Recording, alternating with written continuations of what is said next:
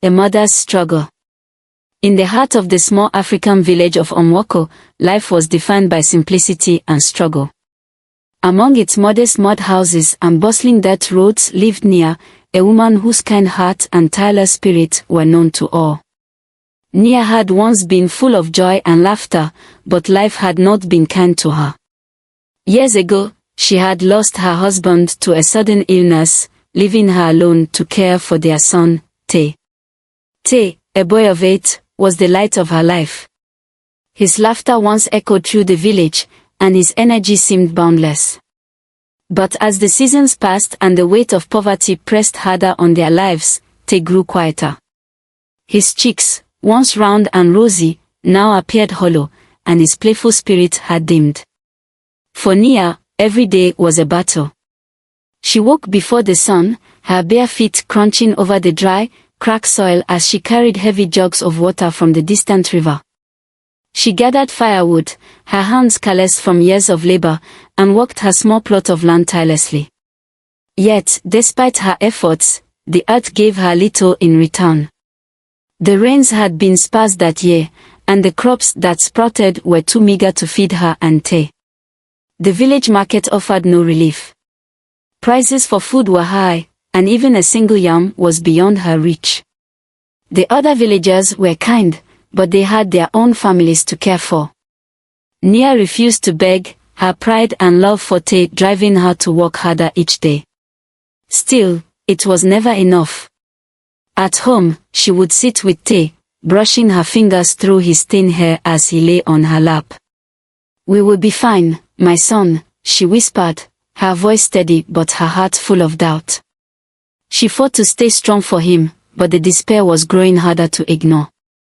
One fateful evening, after a day that seemed harder than all the rest, Nia stepped outside her modest hut. The sky was a canvas of stars, and the moon shone brightly, casting a silver glow over the village. She sank onto a wooden stool, her body heavy with exhaustion. Her eyes filled with tears as she looked up at the heavens. "I wish," she whispered, her voice trembling. "I wish for just one day of rest. One day without hunger, pain, or sorrow." The words hung in the still night air, and for a moment, there was only silence. Then, the wind stirred. It wasn't the usual gentle breeze that whispered through the trees, it was colder, sharper, and it carried with it a strange sense of unease. The hairs on Nia's arms stood on end as the air around her seemed to shift. From the edge of the forest, a shadow began to take shape. It grew larger and darker, moving toward her with an eerie grace. Nia's breath caught in her throat as the figure came into view, a cloaked figure, tall and imposing, its eyes glowing faintly in the moonlight. "You called me," the figure said, its voice soft yet resonant, like the rustle of leaves in a storm. Nia's heart pounded in her chest, fear and curiosity mingling in her mind. She stood slowly, her hands trembling at her sides. Who are you?" she managed to ask, her voice barely above a whisper. The figure took a step closer, its presence both calming and terrifying. "I am Death," it replied simply. Nia's knees threatened to buckle, but she stood her ground. Why are you here?" "You wished for rest," Death said, tilting its shadowy head. "And I have come to grant it." Nia stared at the figure, her fear momentarily replaced by confusion. "Rest? What do you mean?" Death's glowing eyes seemed to soften. "One day. No pain. No hunger. No sorrow. A peaceful sleep, free from all burdens. That is what you seek, is it not?" Nia hesitated, her mind racing. Was this some kind of dream? Was she truly speaking to death itself? And yet, as she looked into those glowing eyes, she felt the weight of her despair pressing down on her. The thought of one day of peace was too tempting to ignore. "Just one day," she asked cautiously. "And then I will wake up?" Death nodded. "Yes. But be warned, death is not a game. Borrow me too often, and I may not give your life back." Nia's heart ached as she thought of Te, of his hungry eyes and frail body. But she was so tired, so very tired. I just need one day, she whispered. Death extended a shadowy hand and placed it gently on her forehead. The touch was cold, but not unpleasant. Nia's vision blurred, and the world around her faded into darkness. For the first time in years, she felt no pain, no hunger, no sorrow, only peace. In the small hut behind her, Te slept soundly, unaware that his mother had made a deal with death itself. The stars continued to shine above, silent witnesses to the beginning of a story that would change their lives forever. A deal with death. The night was still as Nia stood frozen before the cloaked figure. The moonlight barely illuminated the face hidden beneath the hood, but the glowing eyes were clear, unwavering, and ancient. They seemed to peer into her very soul, reading the depth of her pain and exhaustion. You called for me, the figure said again, its voice low and soft, yet carrying an unspoken authority. I am death. Nia's heart raced, her instinct screaming at her to run, but her legs refused to move. She swallowed hard, her voice shaking. Why are you here? Death's shadow seemed to shift slightly, as though amused. You wished for rest, it said, echoing her words from moments ago. And I am here to offer it. Nia blinked, her mind spinning. Rest? You mean, you would take my life? Death tilted its head slightly. Not quite. I can grant you one day of complete rest. You will feel no hunger, no pain, no sorrow. Only peace. Her body, weary from years of labor, ached at the thought of such relief. But doubt crept into her mind. And, what happens after that day? She asked cautiously. You will wake, Death replied simply. But understand this, borrowing death is not without risk. Each time you call on me, you walk closer to the line between life and the eternal. Return to me too often, and I may not let you go back. Nia's lips trembled as she thought of Te. He needed her, she was his entire world. But her heart was heavy, her body weaker each day. Could she truly be a good mother to him in her current state? The thought of one day without suffering was too tempting to resist. Just one day, she asked again, her voice barely above a whisper. Death nodded. One day. And then you return. Desperation overpowered her fear. I accept, she said. Death raised its shadowy hand, reaching toward her forehead. The air around them grew colder, and a strange calmness washed over Nia as the figure's touch brushed her skin. The last thing she saw was the faint glow of Death's eyes before the world went dark. The next morning, the sun rose over Onwoko, casting a golden light over the village. Birds chirped in the distance, and life went on as usual. But inside Nia's small hut, the air was thick with silence. Te stirred from his sleep, rubbing his eyes and stretching. He turned to call for his mother, but she was lying still on the floor, her body cold and unmoving. Mama! Te called softly, confusion lacing his voice. He approached her and shook her gently. Mama, wake up. But Nia didn't move. Panic gripped Te's small frame. Mama, he cried louder, tears welling in his eyes. He ran out of the hut, shouting, help. My mama is not waking up. Villagers rushed to the hut, their voices filled with concern. Inside, they found Nia lying lifeless on the ground. Some began to weep, while others whispered prayers. An elderly woman knelt beside her, shaking her head sadly. She has passed, she said softly. Poor child. Te clung to the elder's leg, his tears falling freely. Please, bring her back, he begged. She can't leave me. As the villagers began preparing to bury Nia, the village elder, Baba Ife, arrived. He was a wise man, respected by all, with a deep understanding of the mysteries of life and death. Baba Ife examined Nia's body closely, his weathered hands hovering over her still form. After a long moment, he straightened and said, "Her spirit has not traveled far. Do not bury her yet. We must wait until sunrise tomorrow." The villagers exchanged puzzled looks but trusted Baba Ife's wisdom. They left Nia's body in her hut, covering her with a woven cloth, and prayed for her soul throughout the night. As the first rays of the sun touched the village, a gasp echoed from within the hut. Nia's chest heaved as she took a deep breath, her eyes fluttering open. Her heart pounded, her body alive once more. Outside, Te and the villagers heard the sound and rushed in, their faces a mix of shock and joy. "She's alive," someone shouted. Te threw his arms around his mother, sobbing into her chest. "Mama, you're back." Nia held him tightly, tears streaming down her face. "I'm here, my son," she whispered. "I'll always come back to you." The villagers gathered around, their voices full of amazement. "It's a miracle," one said. "She has returned from the dead." Baba Ife, watching silently from the corner, nodded thoughtfully but said nothing. He sensed there was more to Nia's return than met the eye. As the villagers dispersed, Nia sat in her hut, holding Te close.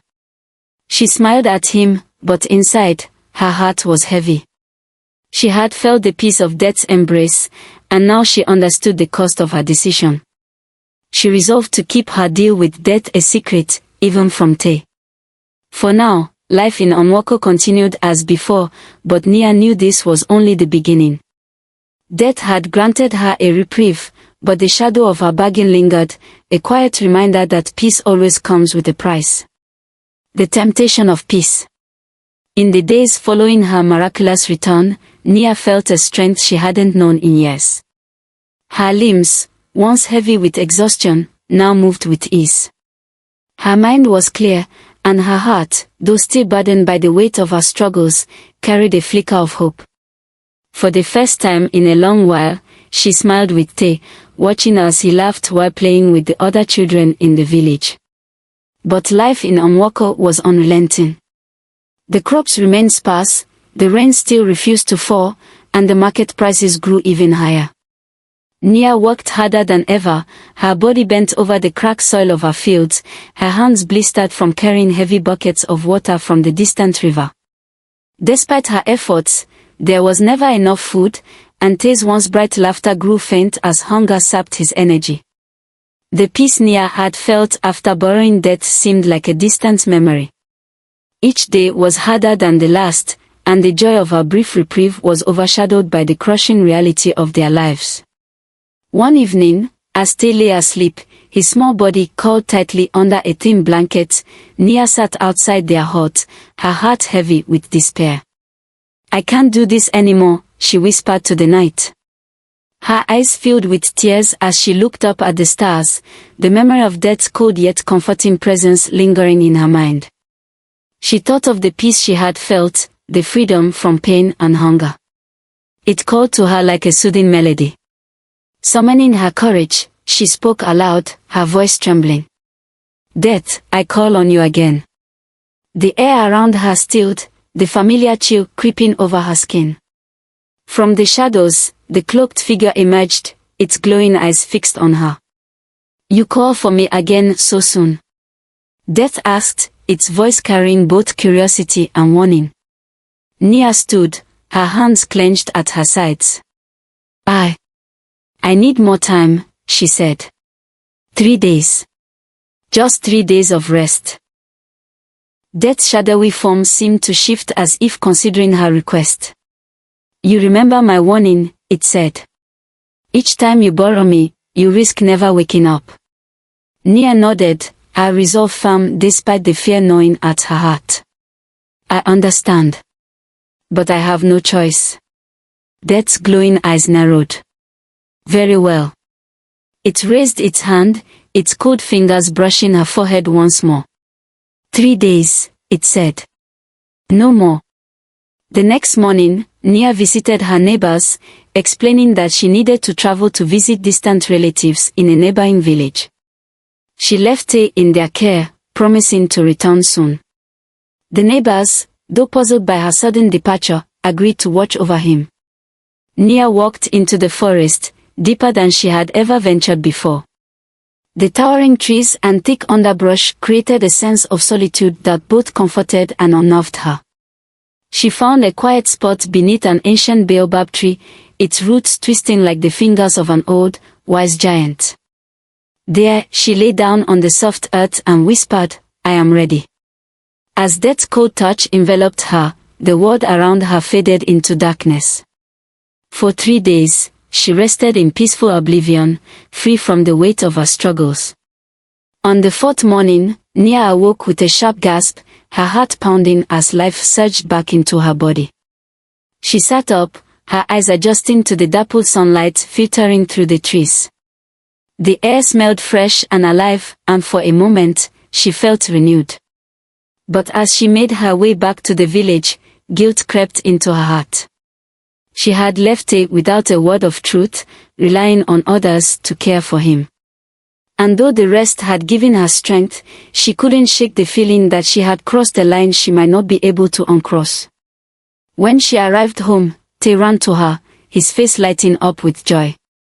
"Mama, you're back," he cried, throwing his arms around her.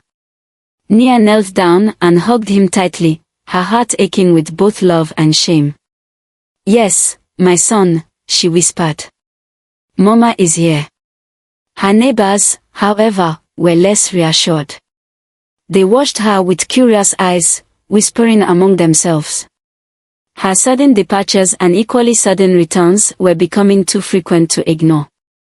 She said she was visiting relatives, but she never speaks of them, one woman murmured. "Perhaps she's hiding something," another suggested. "No one just disappears like that." Nia tried to ignore their suspicions, focusing instead on Tay and her daily work. But the villagers' whispers followed her, and she could feel their gazes lingering on her whenever she passed. That night, as she lay beside Tay, Nia stared at the thatched roof of their hut, her mind restless. Death's warning echoed in her thoughts, "Each time you borrow me, you risk never waking up."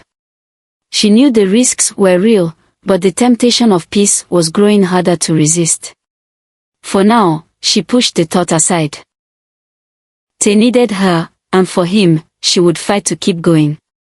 Yet deep in her heart, she knew that her secret would not stay hidden forever, and the cost of her choices would one day come due to a dangerous addiction. Nia's secret bargain with death began to shape her life in ways she had not anticipated. The peaceful rest she experienced each time was like a drug, numbing the pain of her struggles. After her second encounter, the idea of returning to death's embrace lingered in her thoughts, comforting her during the long, grueling days. At first, she resisted the urge to call on death again, convincing herself she needed to stay strong for Tay. But as the weeks passed, her burdens grew heavier. Tay's health continued to decline, her fields refused to yield crops, and the market remained out of reach. Each night, as she lay on her thin mat, her body aching and her stomach empty, the memory of death's calm and quiet peace whispered to her. Finally, the temptation became too strong to ignore. One night, under the cover of darkness, she called on death once more. The cloaked figure appeared, its glowing eyes fixed on her. "You call me again, Nia." Death's voice was calm but carried an edge of warning. Nia lowered her head, ashamed of her desperation. "I cannot go on like this. The pain, the hunger. I just need more time." Death remained silent for a moment before responding. "How long this time?" "A week," she whispered, her voice trembling. "Just 1 week." Death's shadowy form seemed to shift, its presence growing heavier. "Each time you borrow me, you draw closer to the edge. Do you understand the risk you take?" "I understand," Nia replied, her resolve firm despite the fear gnawing at her heart. "But I have no other choice." With a slow nod, Death raised its hand, placing its cold touch on her forehead. 1 week, it said. "But be warned, Nia, you are running out of time." When Nia awoke after 7 days, she felt renewed. Her body was rested, her mind clear, and the aches and pains that had plagued her were gone.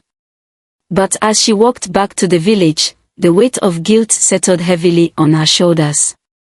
She had left Tay for an entire week without explanation, relying on the kindness of her neighbors to care for him. As she entered her hut, Tay rushed to her, his eyes red from crying. "Mama, where were you?" he demanded, his voice trembling. "I thought you weren't coming back." Nia knelt and hugged him tightly, her heart breaking. "I'm sorry, my son. I had to go far away to find help for us." Tay looked up at her, his face filled with worry. "Please don't leave me again, Mama. I don't want to be alone." Nia stroked his hair, fighting back tears. "I promise, Tay. Mama will always come back." But the cycle continued. Each time life became too difficult to bear, Nia would retreat to the forest and call on death. First for a week, then for 10 days, then 2 weeks. She became skilled at crafting excuses for her absences, telling the villagers she was visiting relatives or seeking work in other villages. At first, the neighbors believed her, but as her disappearances grew more frequent, suspicion began to spread. "She's leaving that boy too often," one woman whispered. "Something isn't right. Maybe she's cursed," another suggested. "Or possessed by spirits." The whispers grew louder, and Nia could feel the villagers' eyes on her whenever she returned. But she ignored their murmurs, focusing on her deal with death. The peace she found in those dark, silent moments became her refuge, her only escape from the relentless suffering of her life. Tay, however, could not ignore the changes in his mother. Each time she left, his anxiety deepened. He became quiet and withdrawn, clinging to her whenever she was home. One evening, as Nia prepared to leave again, he grabbed her hand, tears streaming down his face. "Mama, please don't go," he begged. "I'll be good. I won't ask for anything. Just stay." Nia knelt before him, her heart torn. "Tay, you are my everything," she said softly. "I do this for you. So I can be strong for you. But you're always gone," he cried. "What if one day you don't come back?" Nia's breath caught, the weight of his words pressing against her chest.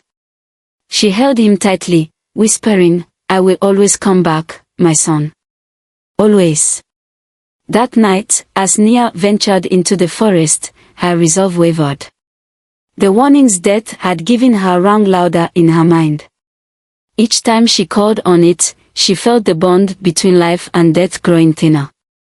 Yet the pull of peace was too strong. When death appeared, its glowing eyes seemed sharper, its presence heavier than before. "You call me yet again, Nia," it said, its voice colder than usual. "I need more time," she whispered, her voice trembling. "How long this time?"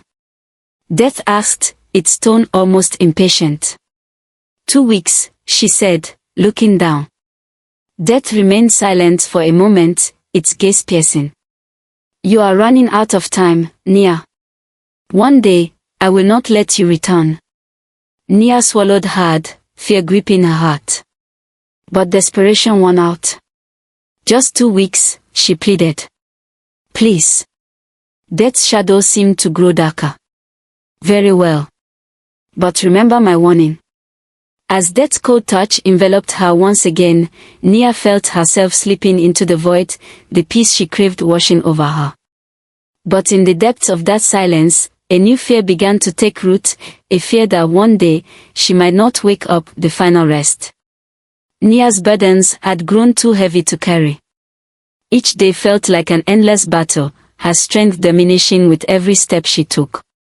Hunger gnawed at her and Tay's frail body, and the villagers' whispers had turned into thinly veiled accusations. Exhaustion pressed down on her like a weight she could no longer bear. For Nia, the promise of rest was no longer a temptation, it was a necessity. One quiet evening, after tucking Tay into bed, she sat outside their hut, staring at the moonlit horizon. Her heart was heavy with guilt and love as she whispered to herself, "He deserves better than this." She stroked his hair one last time as he slept, her tears falling silently onto the woven mat beneath him. Steeling herself, she left the hut and made her way into the forest, determined to go farther than ever before. If the villagers noticed her absence, she didn't want them to find her too quickly. As she pushed deeper into the dense woods, the night grew colder, the trees taller and more ancient. Finally, she came upon a clearing where a massive baobab tree stood, its roots sprawling across the earth like the veins of an elder being. Taking a deep breath, Nia called out, her voice steady despite the fear in her heart. "Death, I call you." The air stilled, and the familiar figure emerged from the shadows, its glowing eyes piercing the darkness. "You call for me once more, Nia," Death said, its voice carrying both a warning and a sense of finality. "I need rest," she said, her voice trembling. 2 weeks. Please." Death's shadow shifted, its presence heavier than ever before. 2 weeks is a long time, it said.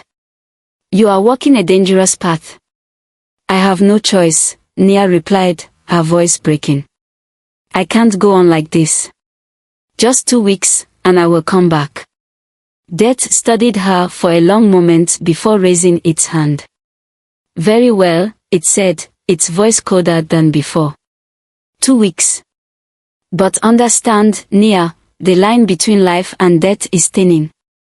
You are running out of chances." As Death's icy touch brushed her forehead, Nia felt the world slip away. Her body relaxed, the pain and exhaustion melting into the void.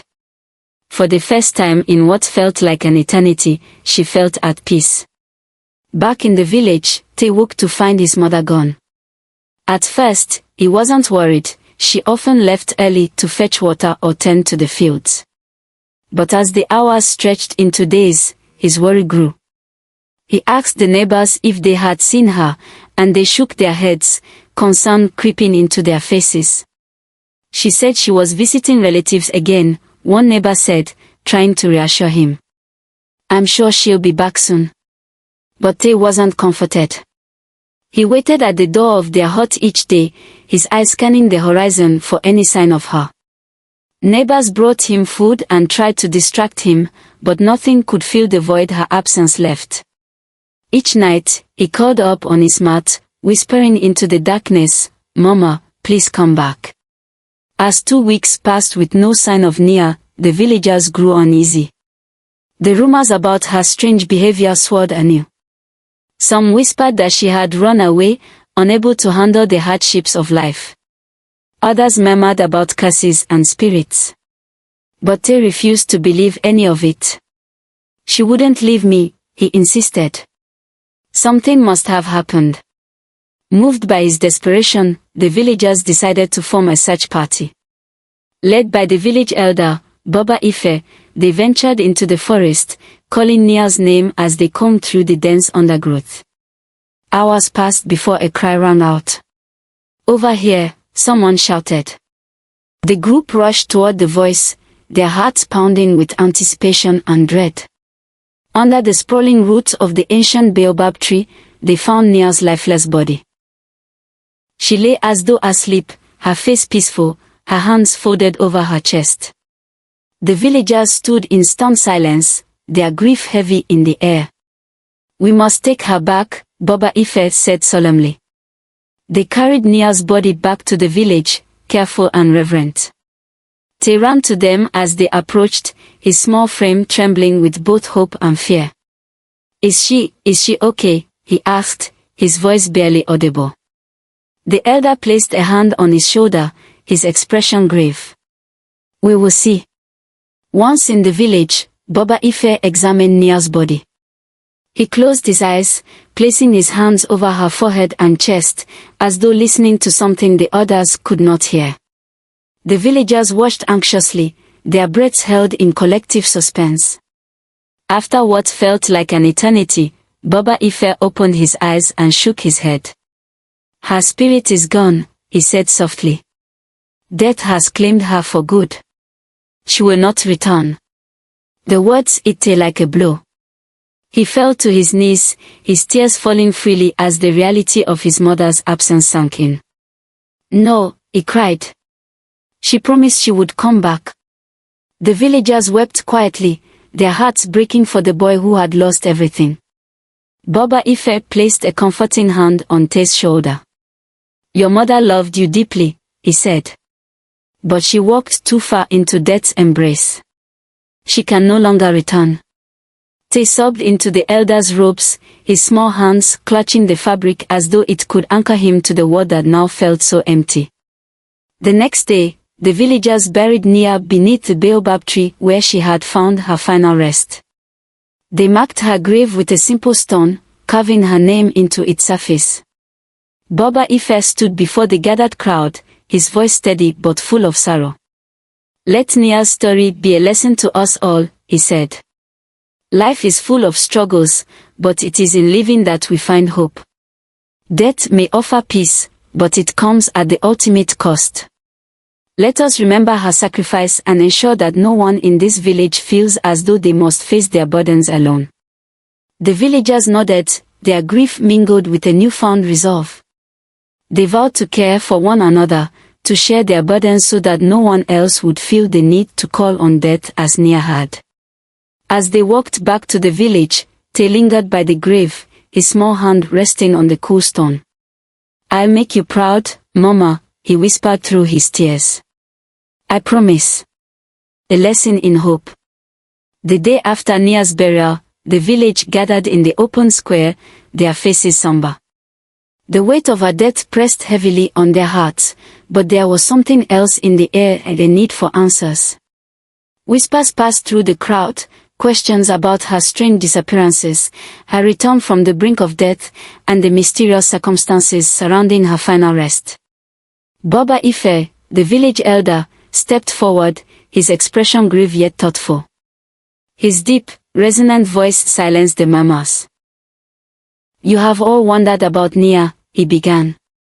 You have seen her struggles, her strength, and her love for her son. But there is a part of our story that you do not know. The crowd leaned in, their curiosity piqued. Te stood at the front, his small hands clenched tightly, his tear-streaked face tilted toward the elder. Nia made a deal with death, Baba Ife said, his words sending a ripple of shock through the villagers. She called on death to give her rest from her burdens. At first, it was only for a day, then for longer periods. Each time, she returned to life, but the cost grew heavier. Death warned her that the line between life and the eternal is fragile. And in the end, she crossed that line and could not come back. Gasps and whispers erupted from the crowd. Some villagers shook their heads in disbelief, while others murmured prayers under their breath. Te's eyes widened as the truth settled over him like a crushing weight. She did it because she was tired, Baba Ife continued. Her love for her son was boundless, but she felt the world was too heavy for her shoulders. She sought peace, but in doing so, she left behind her responsibilities. Te's small voice broke through the murmurs. It's my fault, he said, his voice trembling. She was tired because of me. If I hadn't been so much trouble, maybe she wouldn't have called on death. The crowd fell silent, their hearts breaking for the boy. Before anyone could respond, Abani, a kind and motherly woman from the village, stepped forward and knelt beside Te. She placed her hands gently on his shoulders, her warm eyes meeting his tearful gaze. Listen to me, Te, she said softly. Your mother loved you more than anything in this world. She worked so hard because she wanted to give you a better life. Her choice to call on death was not your fault, it was her way of trying to find the strength to keep going for you. Te sniffled, his small body trembling. But she left me, he whispered. Abani pulled him into a gentle embrace. She didn't leave you because she didn't love you. She left because she was tired, and she thought it was the only way. But you are not to blame. You were her reason to keep coming back. As the villagers listened, a quiet understanding spread among them. They began to reflect on Nia's story, realizing how easily someone's struggles could become unbearable when faced alone. Many thought of their own hardships and how they had suffered in silence, not wanting to burden others. Nia's story was a wake-up call. Baba Ife raised his hand to address the crowd again. Nia's life teaches us an important lesson, he said. Life is full of struggle, but it is in living that we find hope. Death is final, life offers second chances. When we share each other's burdens, we make them lighter. Let us honor Nia's memory by ensuring no one in our village feels so alone again. The villagers nodded, their faces filled with determination. They vowed to take care of one another, to offer help before it was too late, and to create a community where no one felt abandoned. That evening, the villagers returned to the baobab tree where Nia had rested for the last time. They placed flowers around her grave, marking it with a simple stone etched with her name. The children placed small offerings of fruit and whispered prayers of gratitude for the mother who had loved her son so much that she fought to keep coming back for him. Baba Ife stood before the grave, addressing the villagers one last time. Let this tree be a reminder of Nia's story, he said. Let us remember her strength and her sacrifice, but also the danger of trying to face life's struggles alone. We are stronger together. In life, there is always hope. The villagers murmured their agreement, many wiping tears from their eyes. They promised to carry Nia's story forward, sharing it with their children and grandchildren as a reminder of the power of community and the value of life. In the days that followed, the village changed.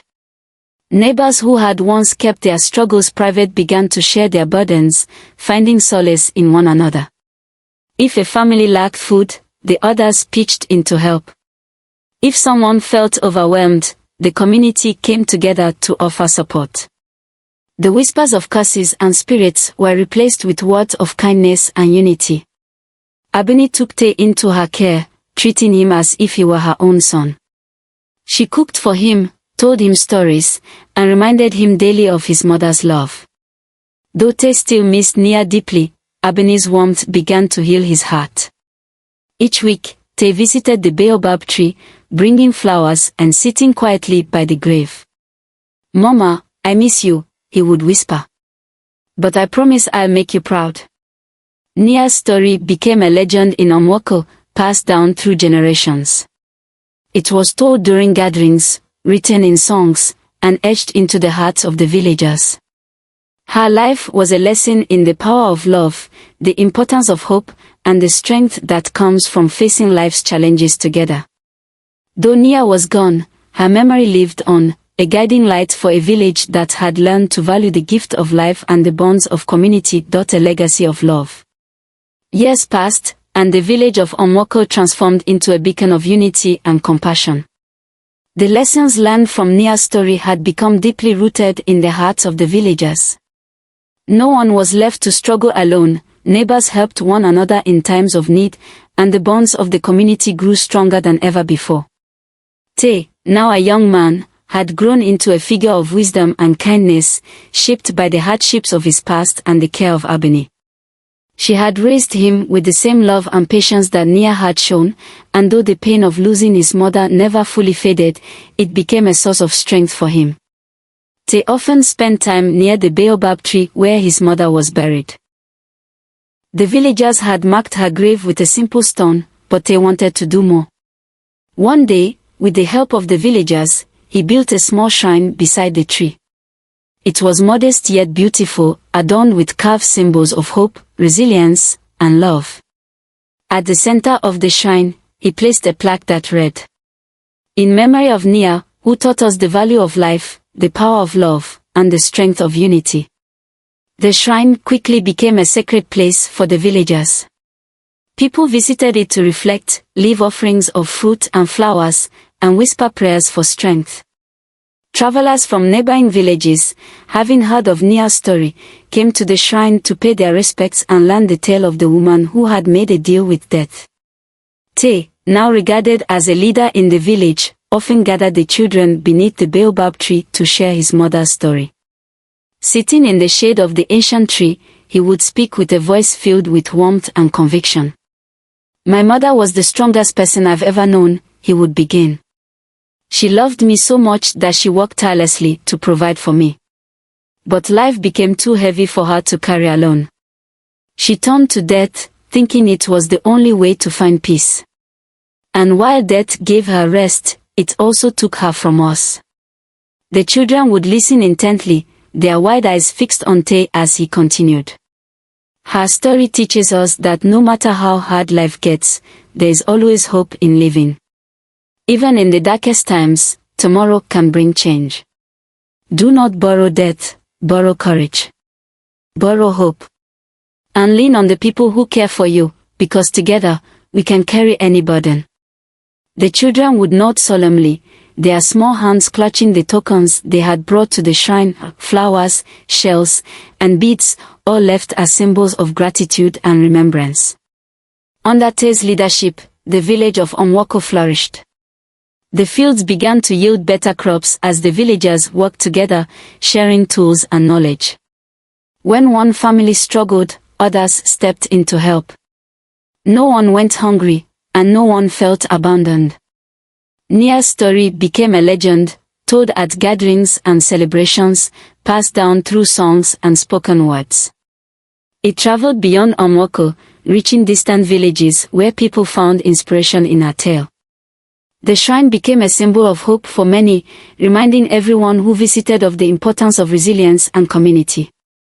As Tay grew older, he often reflected on his mother's legacy. Though her choices had been difficult to understand as a child, he now saw the depth of her love and the weight of her sacrifice. He carried her memory with pride, honoring her by dedicating his life to helping others. One day, as the sun set over the village, Tay stood before the shrine, his hands resting on the cool stone. "Mama," he whispered, "your story has changed so many lives. You may be gone, but your love is still here, guiding us all." Behind him, Abeni approached, her face lined with age but still full of warmth. She placed a hand on Tay's shoulder. "Your mother would be so proud of you," she said softly. "You've turned her pain into something beautiful." Tay smiled, his heart full of gratitude. "I owe everything to her, and to you." The village of Omwoko thrived for generations, its people united by the lessons they had learned. Nia's shrine remained a place of reflection, hope, and gratitude, a testament to the power of love and the strength of a community determined to face life's struggles together. And so, the story of Nia and her bargain with death lived on, a timeless reminder that even in the hardest moments, there is always hope, and in life, there are always second chances.